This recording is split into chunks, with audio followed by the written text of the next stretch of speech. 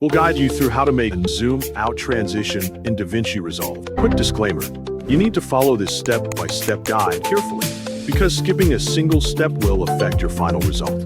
If this guide helpful, don't forget to like and subscribe. First, don't forget to comment if you still need our help or want to ask something, and we will reach you as soon as possible.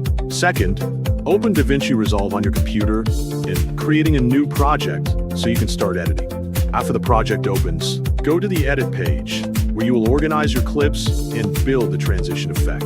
Import 2 video clips into the media pool, then drag the first video clip onto the timeline. Next, add the second video clip to the timeline and place it after the first clip. Arrange both clips properly so the transition appears smooth, natural, and well organized when the sequence is played. Once the clips are positioned correctly, open the Effects panel and locate the Adjustment Clip option. Add an adjustment clip above the first video clip, making sure it covers the section where you want the zoom animation to occur.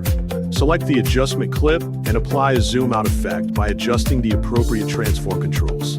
Use keyframes to animate the zoom so the movement changes gradually over time instead of appearing suddenly. Carefully review the animation and make any necessary adjustments until the zoom out motion looks clean and professional. After completing the animation for the first clip, repeat the same process for the second clip to maintain a consistent transition between both shots. Add another adjustment clip if needed, apply the same zoom out effect, and use keyframes to create matching motion. Once the zoom animation is complete on both clips, return to the Effects panel and browse the available video transitions. From the transition options, select Blur Dissolve. Drag the Blur Dissolve transition to the cut point between the 2 clips on the timeline, so it blends the end of the first clip with the beginning of a second clip. Adjust the transition length if necessary to improve the timing and overall appearance. After placing the transition, preview the video several times to ensure the zoom out animation and blur effect work together smoothly.